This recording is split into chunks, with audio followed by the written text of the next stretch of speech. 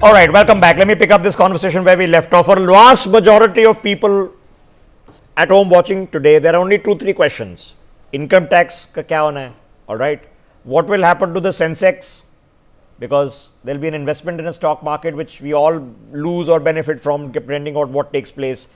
And of course, in my particular sector, what has particularly taken place. So the first two are, of course, generic questions, and let me throw them on board because joining us on the broadcast now, Dr. Sharat Kohli. If you watch NewsX, you should see him with us very, very often. Lieutenant General A.K. Bhatt is with us from the Indian Space Association. We're going to have a very interesting conversation, General Bhatt. Dr. Anjali Sane is with us. She is a dean at the MIT World Peace University in Pune. Arpan Ghosh is with us. He is the founder and director of Gamma Rotors.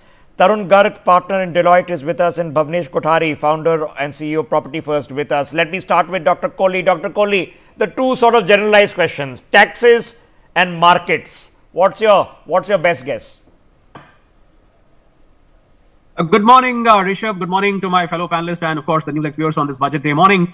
Well, I think tax, there is a lot of expectation, as always, from the finance minister. You know, about 8 to 10 crore people, Rishabh, filed their tax returns, and you know, the people who actually pay taxes are about 2 crores, or maybe a little bit here and there. So effectively, you know, 22 to 24 lakh crores of direct tax collections in a year. Of course, GST as an indirect tax is paid by the entire country, but direct taxes are paid by limited number of people. So I think these people are the blue-eyed citizens. They are the VIPs, I call them, because they contribute to the exchequer quite substantially. So they do expect some kind of relief. And I think the tax guys had divided the regimes into two parts. There's the old regime and the new regime, where 2/3 of people have already moved to the new regime. And they do expect, you know, the basic exemption limit of 3 lakhs, which has been prescribed in the new regime, to be moved up to 5 lakhs. They also expect Section 87A rebate, which is given up to 25,000 rupees, where your income up to 7 to 7.5 lakh rupees is not taxed. This be raised to 10 lakhs. And the third expectation is, you know, the tax rates are such that it's 5, 10, 15, 20, and then 30. So there's a gap between 20 and 30. There's a big gap. So this gap can be filled by 25, so that you're not taxed straight away after 15 lakhs with 30%. And of course, the 30%, which is taxed after 15 lakhs, I think should be raised to about 18 lakhs to 20 lakhs. And of course, to the salaried people, they do the standard deduction is 1 lakh from 75,000, that the cost of living has gone up, and the business people can set off their expenses, whereas the salaried cannot set off their expenses. So they do expect the standard deduction to be raised overall. So I think from the tax, basically, I think the government is going to gain out of money landing in the pockets of people. And since the budget, one of the prime aims of the budget is going to be to raise consumption overall. So this is largely going to help in boosting the consumption. If I have money, either I'm going to save and invest, or I'm going to probably spend. Either way, you know, the countries. Okay. All right. Just hold, people yeah, are going okay. to spend. All right. Hold your thoughts, sir, because wishes, you know. Yeah, of the 7 of us in this conversation, 2 are entrepreneurs, but the rest of us either earn salaries or even in part earn a pension. And we pay taxes on everything. And if you put something in a fixed deposit after you paid your taxes and accounted for inflation, you earn in negative. So, that's not happy news. But the country is doing well. We're not in a crisis. Things are happening, seems to be going in the right direction.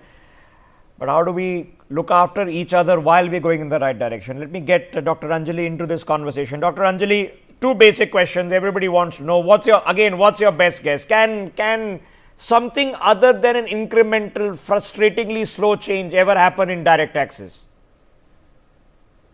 Good morning. Am I audible? Yes, ma'am, please. So, well, as Dr. Kohli also rightly pointed out, I am also expecting that in the new tax regime, there will be certain exemption limits which will be increased.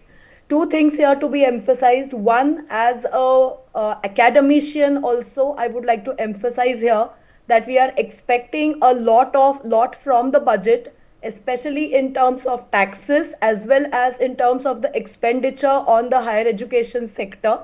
And second, as a woman who is earning as well, so if there can be certain exemptions, limits which can be increased, especially for salaried women, we are expecting a lot from the budget which is coming up. Okay, so let me put that Especially in thought the to Bhavesh. context. Okay, just hold your thought, man, Yeah. because I want to take it one by one.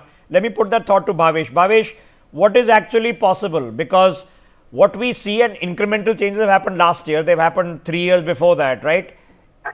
Can we do anything beyond incremental change? That okay, it goes from 7 lakhs to 10 lakhs, and that is also only if you invest in certain categories of products and you get, maybe a 0.25% subvention in interest for a first time home loan.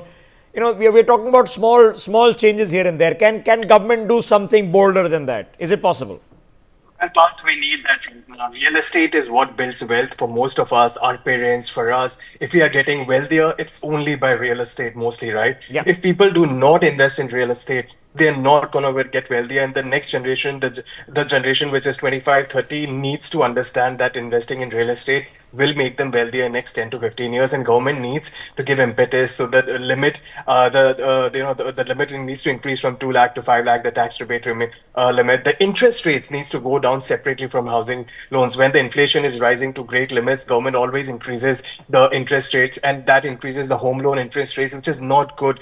Average home loan interest rate of 6.5%, 7% is very healthy for economies, which is there in most of the developed economies of the world. Singapore, US, Dubai, Europe, all of them are less than 5%. India is still at 8.5%, 9%. Okay, So these things need to be so taken Bhavesh, care of. let me ask a very basic question. Right now, Right. as an entrepreneur, okay, working in the real estate sector, all Right.